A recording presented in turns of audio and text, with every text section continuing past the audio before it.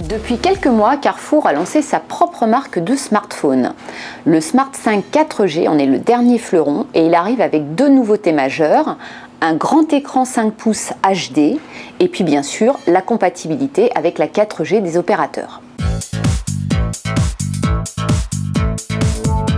Certes, on reste sur du tout plastique au niveau de la coque, mais Carrefour a su donner un petit peu de style à son smartphone, puisqu'au niveau du dos, on a un dos qui est dans la partie supérieure rainuré, donc c'est quelque chose d'un petit peu original dans le secteur, et on a une tranche à double texture, qui est en fait d'un côté le prolongement du verre, et de l'autre côté le dos mat de la coque.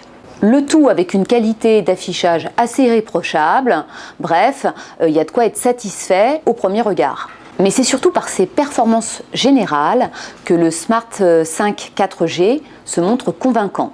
Alors, on a une fluidité de navigation qui n'est pas parfaite, mais qui reste plutôt agréable. Et d'autre part, avec 21 heures en appel et plus de 10 heures en surf ou en lecture vidéo, on est sur une base d'endurance plutôt très satisfaisante sur du low cost. Alors, on a tout d'abord la possibilité de gérer deux cartes SIM. On a également la compatibilité NFC, mais également 16 Go de mémoire interne extensible, ce qui est très confortable pour un smartphone low cost. On a également un capteur photo 8 mégapixels qui livre des clichés bien nets et riches de détails. Et dernier point important, on a une batterie amovible, donc ce qui signifie qu'on peut la changer quand on le souhaite.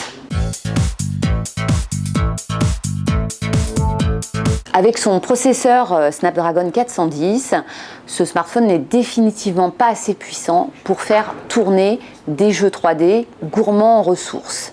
D'ailleurs, au test Epic Citadel, l'appareil n'atteint que 27 images secondes, ce qui est un petit peu faiblard. Pour revenir sur le domaine de la photo et de la vidéo, deux reproches à formuler à l'encontre du Smart.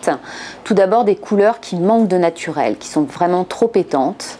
Et puis au niveau de la vidéo, on ressent vraiment beaucoup l'absence de stabilisation. C'est à la limite du mal de mer quand on visionne une séquence où il y a un objet en mouvement.